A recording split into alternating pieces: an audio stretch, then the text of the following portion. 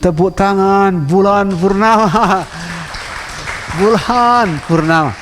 Ya, tolong dicatat baik-baik. Para sahabat yang sebentar lagi akan duduk di taman belakang, duduk di bulan purnama. Tolong serap baik-baik energi bulan purnama.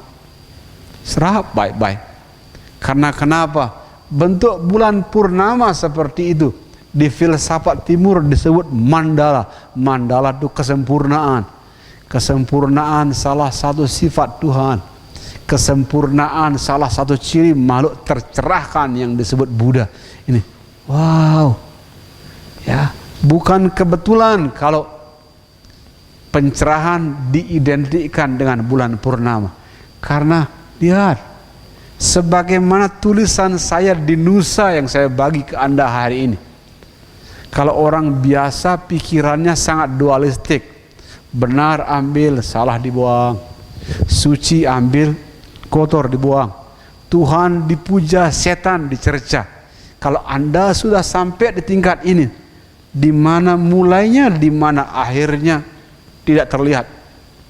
Ya, di mana benar, di mana salah tidak terlihat. Ya. Karena kenapa? Dalam hal yang benar ada sesuatu yang salah. Dalam yang salah ada sesuatu yang benar. Ada kebaikan dalam keburukan, ada keburukan dalam kebaikan. Ini bagus sekali. Ya, kesempurnaan, kesempurnaan. Kalau Anda tanya saya apa? Oh, ini home, home, home. Sudah pulang, sudah pulang, sudah pulang. Makanya ini menjadi simbolik yang dikutip di semua agama. Ya, di sahabat Islam kemarin saya kumpulkan semua sahabat Islam, jumlahnya saya kira belasan. Saya tanya apa makna di balik kata hijrah. Ini bagus sekali. Saya kagum hijrah. Saya sendiri pernah mendengar dalam meditasi, leave your native land behind. Leave your native land behind. Tinggalkan tanah lahirmu di belakang. Saya pikir saya diusir dari Bali. Wih, saya diusir dari. Oh, belakangan saya baru mengerti. Ini mirip dengan hijrah di Islam. Tinggalkan sifat-sifat buruk bernama kemarahan, kebencian, sakit hati, dendam. Sudah puluhan tahun kita berumah di rumah kotor bernama kemarahan. Sudah puluhan tahun kita menderita di rumah yang salah bernama kebencian. Ya, kemarin saya tanya teman, apa hijrah? Hijrah dalam sebuah kondisi pencapaian spiritual yang mengagumkan. Ini hijrah kemana? Ke rumah, ke pulang, ke pulang. Ya, sahabat di gereja saya kagum. Ada kalimat orang gereja yang saya kagumi. Sayang ini wilayah rahasia, saya nggak bisa ceritakan. Tatkala saya baca kalimat gini, Yohanes Pembaptis bercerita, saya melihat roh suci turun dari langit, hinggap di kepalamu, menyerupai burung merpati. Ya, kalau Anda mengalami pencapaian spiritual tingkat tinggi, Anda akan melihat apa yang dilihat oleh Yohanes Pembaptis. Tepuk tangan. Ya, dan tatkala itu terlihat, kehidupan menjadi sempurna, sempurna, sesempurna, sesempurna bulan purnama. Tidak kebetulan matahari bentuknya seperti ini. Di balik matahari disebut Siwa Raditya. Bumi bentuknya seperti ini. Seperti memberikan bahasa simbolik ke Anda dan semua. Ada rahasia di balik bulan purnama. Ada rahasia di balik bulan purnama. Ya. Sidratul muntahanya orang Islam. Begini gambarnya. Pencerahannya orang Buddha. Begini pencerahannya. Di balik Tuhan disebut dengan kata Hyang Embang. Hyang Embang itu adalah sunyi, sepi, hening yang dipeluk oleh kesempurnaan. Tepuk tangan. Kalau Anda diam gara-gara takut dipukulin, itu bukan embang. Anda diam karena minder, miskin, itu bukan embang. Anda diam karena menunggu orang lain berhenti berbicara, itu bukan embang. Konsep Tuhan ala orang Bali yang disebut hyang embang, sederhana, sepi, sunyi yang dipeluk oleh kesempurnaan. Makanya tahun baru di Bali paling unik di dunia.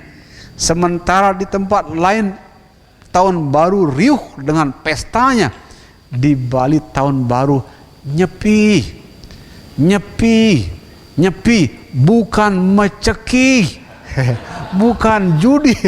Ketawa.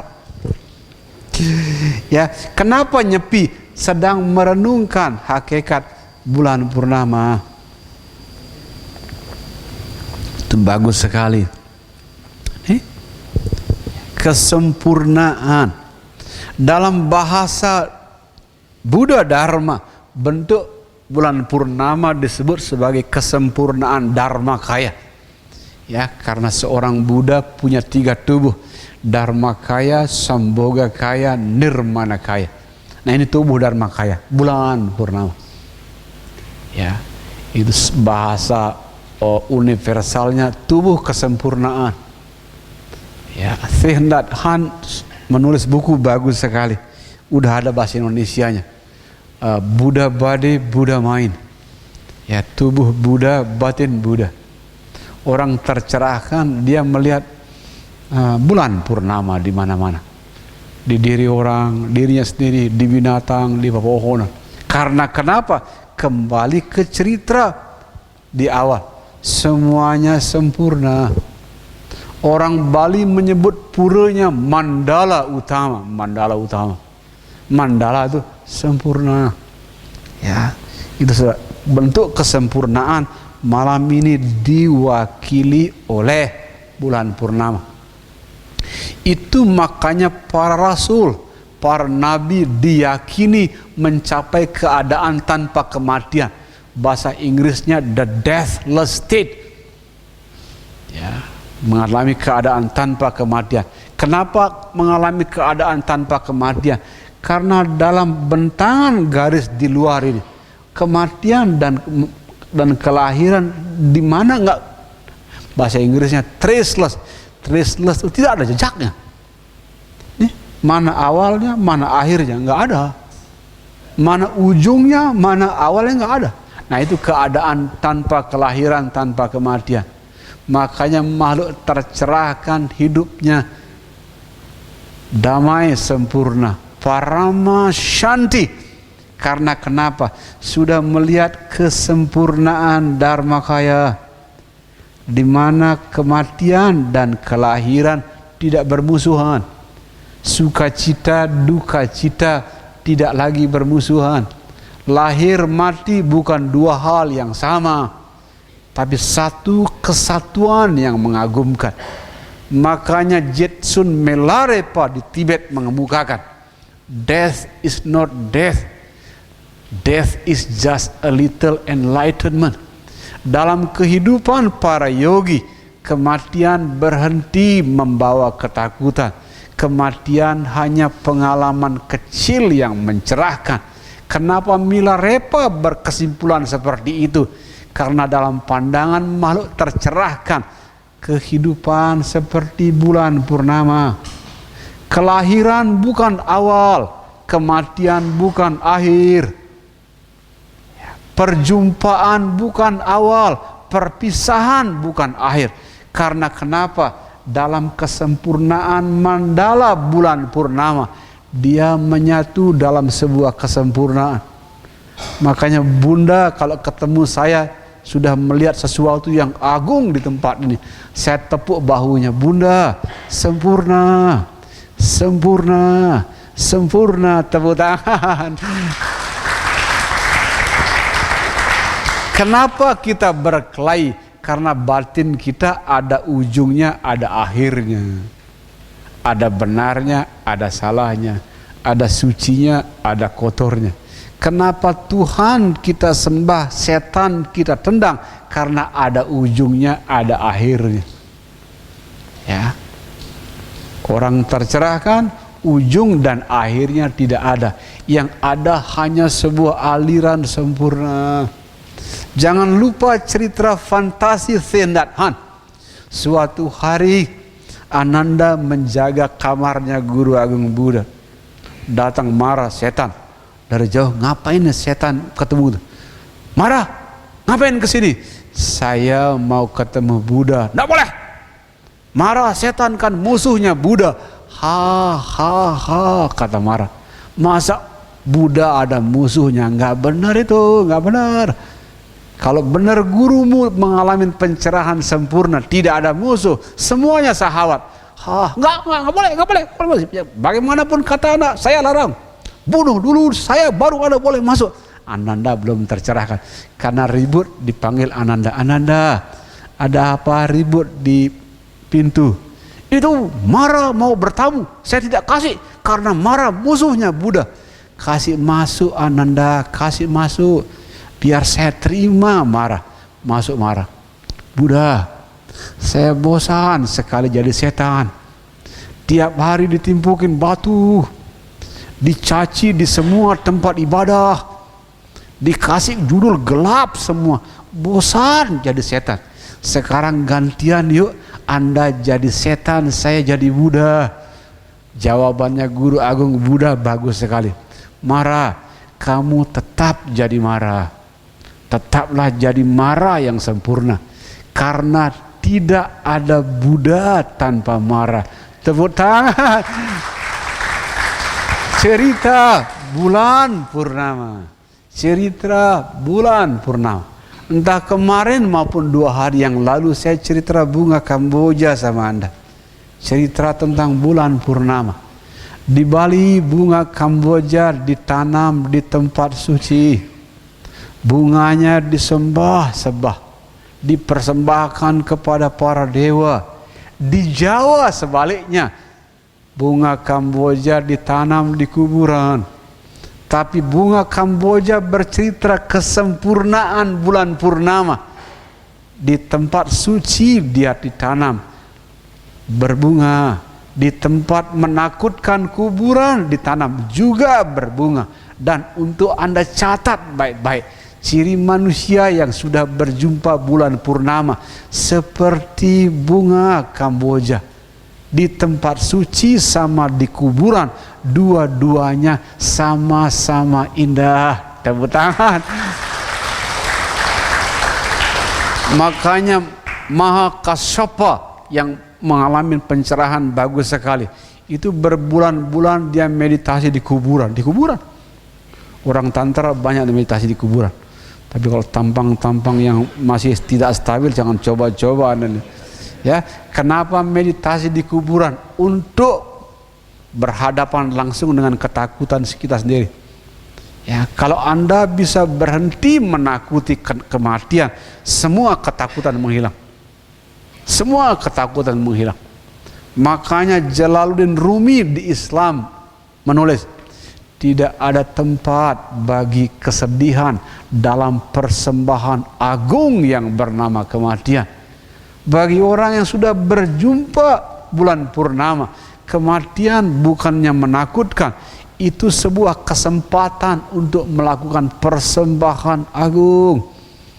Unsur tanah dari tubuh kita persembahkan, unsur air tubuh kita persembahkan, unsur api tubuh kita persembahkan, unsur udara persembahkan, kekayaan, reputasi, semuanya dipersembahkan. Itu ciri orang yang sudah berjumpa bulan purnama. Cerita lain tentang bulan purnama saya dapat dari Osho. Suatu hari para binatang cemburu sama kita manusia karena punya sekolah. Mereka bikin kursus. Terbang gurunya burung, berenang gurunya ikan, berlari gurunya serigala. Setelah 6 tahun semuanya kelelahan. Yang bisa terbang hanya burung, yang berenang hanya ikan, yang berlari tercepat serigala. Akhirnya mereka menutup sekolahnya. Tapi para binatang yang mendirikan sekolah berjumpa bulan purnama. Ikan berenang, burung terbang, serigala berlari, semuanya sempurna apa adanya. Tepuk tangan. Bulan purnama.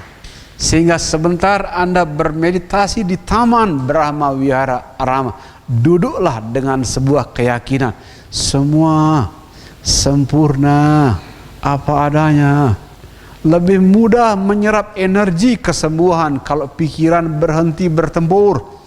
Lebih mudah menyerap energi kesempurnaan kalau pikiran berhenti berkelahi. Bagaimana caranya membuat pikiran berhenti berkelahi? Semuanya sempurna apa adanya. Sesempurna bulan purnama, di mana tidak ada ujung, tidak ada akhir. Kelahiran bukan awal, kematian bukan akhir.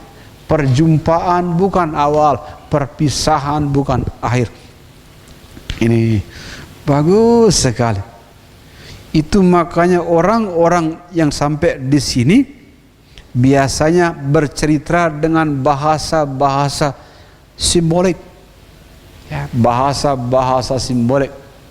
Jadu Krishnamurti menulis freedom from the noun, bebas dari segala hal yang pernah Anda ketahui. Bulan purnama, freedom from the words, freedom from the noun. Phil Collins, salah satu lirik lagunya bercerita bulan purnama. No more, no more, no more. Tepuk tangan. Ya, ciri orang-orang yang sudah sampai di rumah. Pertama, tidak lagi mencari apa sampai di rumah. Ya. Kedua, merasa berkecukupan. Yang ketiga, sering mengucapkan terima kasih. Makanya beberapa hari yang lalu di ruangan ini pernah muncul cerita bagus sekali. Suatu hari Guru Agung Buddha berjalan ditemani Ananda, ketemu 3 yogi di waktu yang berbeda. Paginya seorang yogi nanya, Buddha, Tuhan ada tidak? Jawabannya ada. Siang-siang manusia yang berbeda nanya, Tuhan ada tidak? Tidak ada. Sore-sore yogi yang lain nanya, Tuhan ada tidak? Guru Agung Buddha diam, tersenyum. Sampai di wihara giliran Ananda yang menangis. Buddha, yang benar yang mana? Tuhan ada tidak? Anda di hari yang sama jawabannya berbeda terhadap pertanyaan yang sama. Pilih jawaban bulan purnama. Bagus sekali. Pagi-pagi Ananda, kita ketemu layang-layang putus. Manusia yang tanpa pegangan bisa jatuh di jurang penderitaan. Bagi manusia yang seperti layang-layang putus, dia memerlukan pegangan. Dan salah satu pegangan yang aman itu Tuhan. Makanya saya bilang Tuhan ada. Sekurang-kurangnya dengan percaya Tuhan, orang takut menyakiti, orang lapar menolong. Pegangan yang bagus tuh Tuhan. Terus siang-siang kenapa Anda bilang nggak ada? Siang-siang kita ketemu teroris yang digenggam habis oleh pengertiannya akan Tuhan. Dia benar, orang salah. Dia baik, orang buruk. Dia suci, orang kotor. Berbahaya sekali. Salah-salah agama bisa membuat dia membunuh orang lain. Keyakinannya diledakkan, dipecahkan dengan tidak ada. Terus sore-sore kenapa diam saja? Itu yogi sudah sampai di rumah pakai tanya-tanya rumahnya di mana. Tepuk tangan. Itu makanya bulan purnama. Orang-orang sampai di bulan purnama biasanya menemukan kesempurnaan dalam keheningan. Menemukan kesempurnaan dalam keheningan.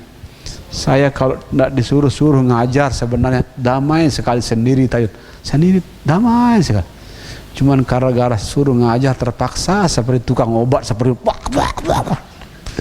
jadi kesempurnaan. Jadi, alhamdulillah besok sudah bisa pulang saya. Jadi saya tidak harus duduk gitu dengerin orang pagi duduk, siang duduk, sore duduk. Pagi berceramah, sore berceramah. Keheningan sempurna. Ya, ini sempurna, sempurna, sempurna. Tapi tolong dicatat, ini bukan ujung perjalanan. Ya, saya hampir lenyap dari peredaran karena saya pikir ini ujung perjalanan. Hampir lenyap. Udah pamit sama teman di Jakarta. Pamit dah, mau pulang. Bosan sekali sama Jakarta. Tidak saja bosan, saya udah disuruh pulang, dia pulang. Saya pikir ini ujung perjalanan. Ya, rupanya masih ada yang lain.